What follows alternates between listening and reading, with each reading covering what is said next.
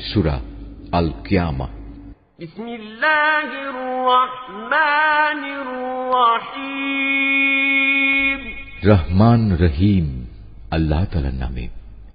লা উকসিমু বিয়াউমিল কিয়ামাহ ওয়া লা উকসিমু বিন-নাফসিল লাওয়ামাহ আয়াহসাবুল ইনসানু আল্লান নাজমা'a 'idhamah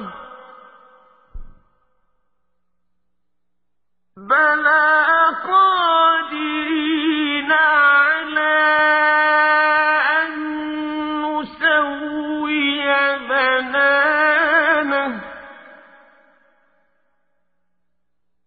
বাল ইউরিদুল ইনসানু লিয়াফজুরা আমামাহ ইয়াসআলু আইয়ানা ইয়াউমুল কিয়ামাহ ফাইযা বারিকাল বাসর وخسف القمر وجمع الشمس والقمر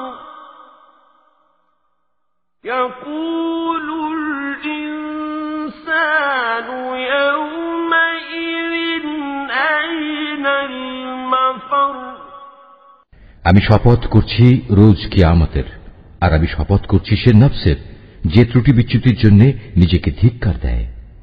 মানুষকে ধরে নিয়েছে, সে মরে গেলে আমি তার অস্থি মজ্জাগুলো আর কখনো একত্রিত করতে পারবো না। অবশ্যই আমি তা পারব। আমি তো বরং তার আঙুলের গিরাগুলো পুনর্বিন্যস্ত করে দিতে পারব। এ সত্ত্বেও মানুষ তার সম্মুখের দিনগুলোতে পাপাচারে লিপ্ত হতে চায়। সে জিজ্ঞেস করে, তোমার প্রতিশ্রুত কিয়ামত কবে আসবে?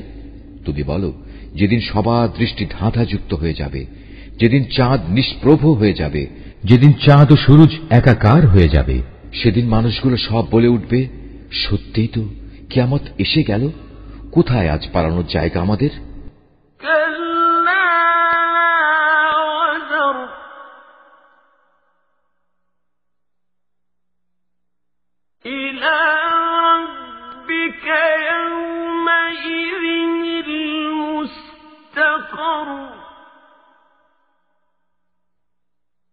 يُنَبَّأُ الْإِنسَانُ يَوْمَئِذٍ بِمَا قَدَّمَ وَأَخَّرَ بَلِ الْإِنسَانُ عَلَى نَفْسِهِ بَصِيرَةٌ وَلَوْ أَلْقَى مَعَاذِيرَهُ لَا تُحَرِّكْ بِهِ لِسَانَكَ لِتَعْجَلَ بِهِ إِنَّ عَلَيْنَا جَمْعَهُ وَقُرْآنَهُ فَإِذَا قَرَأْنَاهُ فَاتَّبِعْ قُرْآنَهُ ثُمَّ إِنَّ عَلَيْنَا بَيَانَهُ كَلَّا بَلْ تُحِبُّونَ الْعَاجِلَةَ وَتَذَرُونَ الْآخِرَةَ وُجُوهٌ يَوْمَئِذٍ نَاظِرَةٌ إِلَى رَبِّهَا نَاظِرَةٌ ঘোষণা আসবে, না, আজ পালাবার জায়গা নেই, নেই কোনো আশ্রয়স্থল। আজ আশ্রয়স্থল ও ঠাঁই আছে একটাই, এবং তা শুধু তোমার মালিকের কাছে। সেদিন প্রতিটি মানুষকে খুলে খুলে জানিয়ে দেয়া হবে কি কাজ নিয়ে সে আজ হাজির হয়েছে আর কি কাজ সে পেছনে রেখে এসেছে। মানুষরা মূলত নিজেদের কাজকর্মের ব্যাপারে নিজেরাই সম্যক অবগত, যদিও সে নিজের সপক্ষে বিভিন্ন অজুহাত পেশ করতে চাইবে। হে নবী, তুমি দ্রুত ওহী মুখস্থ করার চেষ্টা করে তোমার জিহ্বা নাড়িও না। এর একত্র করা ও ঠিকমতো তোমাকে পড়িয়ে দেওয়ার দায়িত্ব আমার উপর। অতএব আমি জিব্রাইলের মাধ্যমে তোমার কাছে যখন কোরআন পড়তে থাকি, তখন তুমি সে পড়ার দিকে মনোযোগ দাও এবং এর অনুসরণ করার চেষ্টা করো। অতঃপর তোমাকে এর ব্যাখ্যা বলে দেওয়ার দায়িত্ব আমার উপর। কখনো না, তোমরা পার্থিব জগৎকে বেশি ভালোবাসো এবং পরকালীন জীবনকে তোমরা উপেক্ষা করো। সেদিন কিছু সংখ্যক মানুষের চেহারা উজ্জ্বল আলোয় ভরে উঠবে। এ ভাগ্যবান ব্যক্তিরা তাদের মালিকের দিকে তাকিয়ে থাকবে। وَوُجُوهٌ يَوْمَئِذٍ بَاسِرَةٌ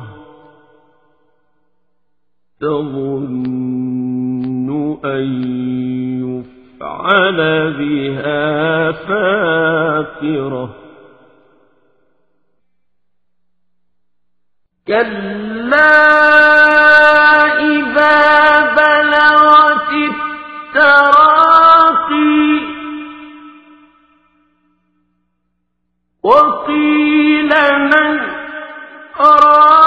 رَاقٍ وَظَنَّ أَنَّهُ الْفِرَاقُ وَالْتَفَّتِ السَّاقُ بِالسَّاقِ। আবার এদিন কিছু মানুষের চেহারা হয়ে যাবে উদাস ও বিবর্ণ। তারা ভাবতে থাকবে, এক্ষুনি বুঝি তাদের সাথে কোমর বিচূর্ণকারী আযাবের আচরণ শুরু করা হবে। কখনো নয়। মানুষের প্রাণ যখন তার কণ্ঠনালী পর্যন্ত এসে যাবে, তাকে বলা হবে, এই বিপদের সময় জাদুটোনা ও ঝাড়ফুঁক দেওয়ার মতো কেউ কি আছে? সে তখন ঠিক মতোই বুঝে নেবে পৃথিবী থেকে এখন তার বিদায় নেবার পালা। আর এভাবেই তার এ জীবনের শেষ পা পরের জীবনের প্রথম পার সাথে জড়িয়ে যাবে। ইলা রাব্বিকা ইয়াওমাইযিনিল মাসাক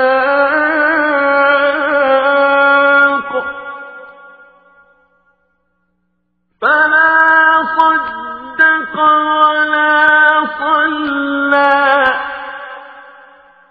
ওয়ালাকিন কাযযাবা ওয়া তাওয়াল্লা ثم ذهب إلى أهله يتمطى। আর সেই দিনটিই হবে তোমার মালিকের দিকে তার অনন্ত যাত্রার প্রথম সময়। আসলে এই জাহান্নামী ব্যক্তিটি সত্য স্বীকার করেনি এবং সত্যের দাবি মোতাবেক সে নামাজ প্রতিষ্ঠা করেনি, বরং তার বদলে সে সত্যকে মিথ্যা প্রতিপন্ন করেছে এবং সত্য থেকে সে মুখ ফিরিয়ে নিয়েছে। সে অত্যন্ত দম্ভ ও অহমিকা ভরে নিজের পরিবার পরিজনের কাছে ফিরে গেল। أولى لك فأولى ثم أولى لك فأولى أيحسب الإنسان أن يترك سدى ألم يكن نطفة من مني يمنى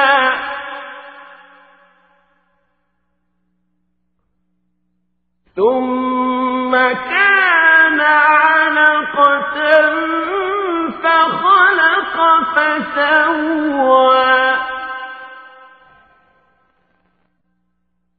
فجعل منه الزوجين الذكر والأنثى أليس ذلك بقادر على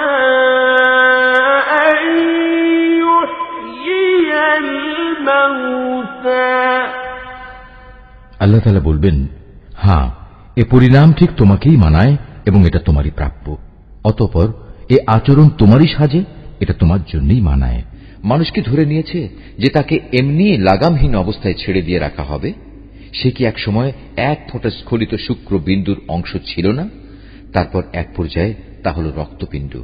অতঃপর আল্লাহ তাআলা তাকে দেহ সৃষ্টি করে সুবিন্যস্ত করলেন।